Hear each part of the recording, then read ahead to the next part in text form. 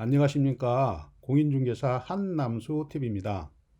우리가 부동산을 잘못 사가지고 손해를 보더라도 그 부동산을 소개해준 중개업자가 절대 물어주지 않습니다. 결국 투자의 모든 책임은 나한테 있는 것이죠.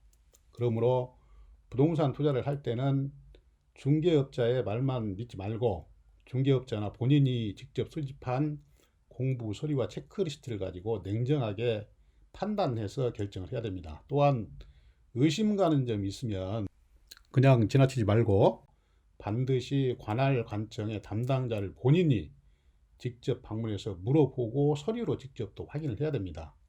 부동산을 매수할 때는 돌다리도 몇 번 두들겨 보고 투자를 해야 된다는 것이죠. 부동산 투자의 핵심은 입지 조건입니다. 좋은 곳에 있는 부동산을 사야 향후에 수익을 내는데 지장이 없다, 이런 얘기죠. 이번 강의에서는 절대 사서는 안 되는 상가에 대해서 강의를 해드립니다. 끝까지 시청하시면 상가 투자 결정에 많은 도움이 될 것으로 확신합니다. 끝까지 시청하시고 구독, 좋아요 버튼 꼭꼭 부탁드리겠습니다. 이런 상가에 투자하면 안 된다, 7가지로 나누어서 설명을 드리겠습니다. 첫 번째, 유동인구가 적은 곳에 있는 상가. 두 번째, 사람들이 발길이 그냥 흘러가는 상가. 세 번째, 주변에 대형 할인 매장이나 백화점이 있는 상가. 네 번째, 월세나 권리금이 지나치게 싼 상가.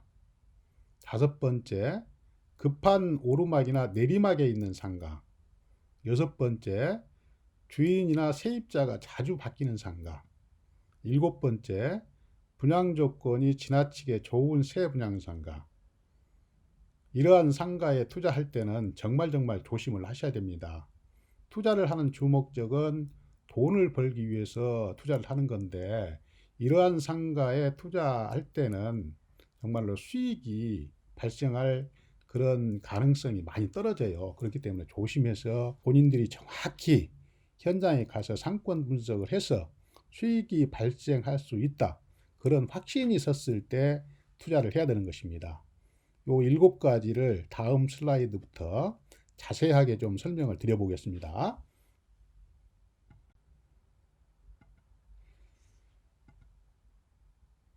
첫 번째, 유동인구가 적은 곳에 있는 상가는 투자하시면 안 됩니다. 장사는 당연히 유동인구가 많아야 잘 되는 것이죠. 그렇지 않으면 월세를 적게 받을 수밖에 없고 수익이 떨어질 수밖에 없습니다. 아주 중요한 얘기를 말씀을 드리겠습니다.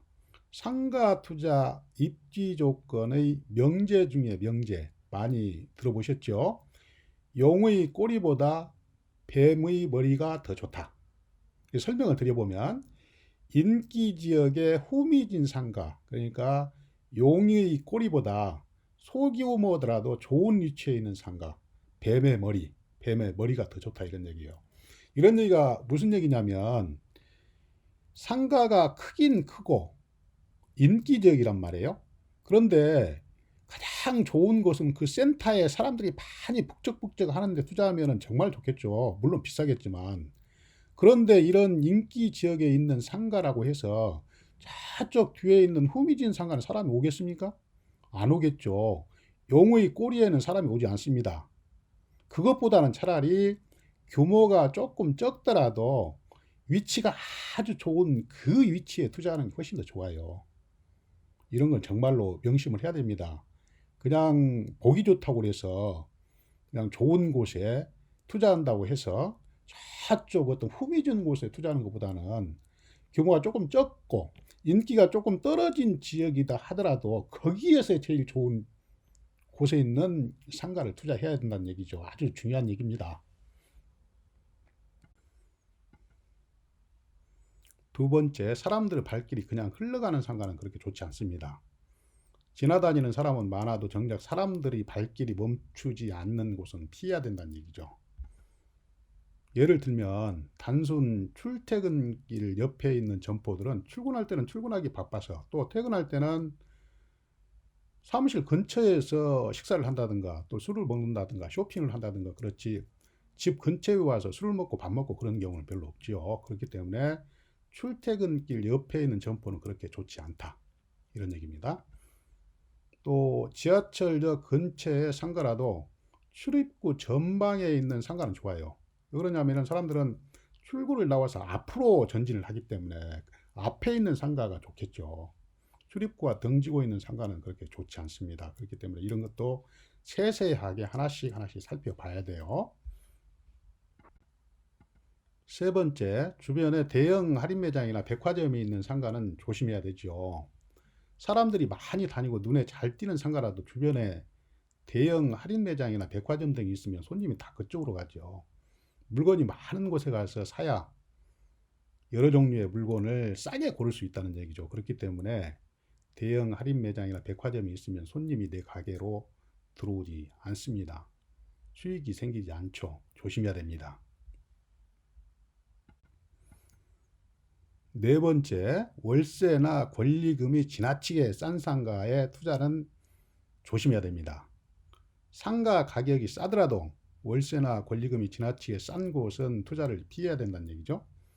월세가 지나치게 싸면 나중에 쉽게 팔 수도 없고, 팔린다 해도 제값을 받을 수가 없어요.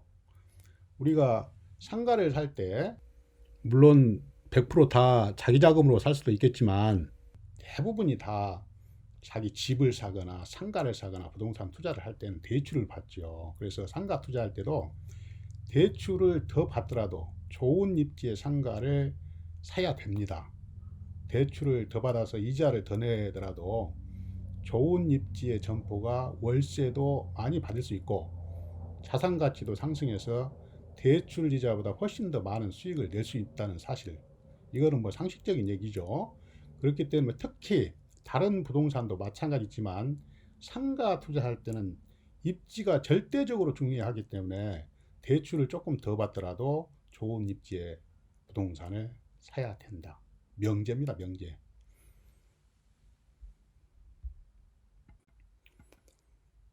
다섯 번째, 급한 오르막이나 내리막에 있는 상가에 투자해서는 안 됩니다. 경사가 심해서 길을 오르내리기도 힘든데 옆에 있는 상가가 눈에 들어올 리가 없지요. 올라갈 때는 힘들어서 또 내려올 때는 경사가 심하기 때문에 쭉 그냥 내려와 버립니다. 그렇기 때문에 옆에 있는 상가를 들어갈 리가 없어요. 다음 여섯 번째는 주인이나 세입자가 자주 바뀌는 상가는 조심을 해야 된다는 얘기죠. 주인이나 세입자가 자주 바뀌는 상가는 장사가 잘 안 되기 때문에 이런 경우가 생기겠죠.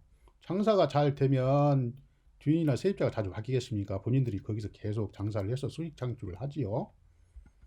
그래서 해당 물건의 부동산 등기부를 발급받아서 소유권이 빈번하게 변경되어 있는지를 확인을 하고, 또 세입자가 자주 바뀌었는지는 인근 주민들한테 물어봐야 됩니다. 중개업자는 무조건 본인의 중개 보수를 위해서 거래를 성사시키려고 하기 때문에 이 나쁜 점을 거래 당사자한테 얘기를 안 해주죠.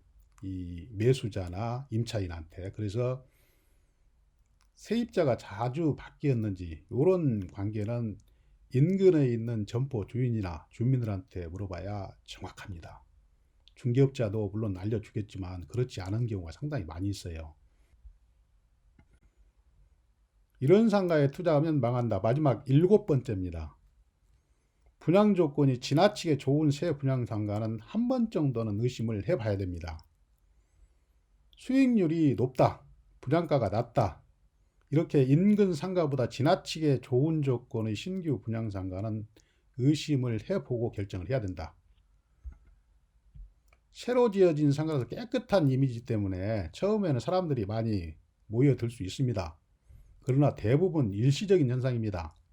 주변 상가보다 수익률이 월등히 높은 상가는 없습니다.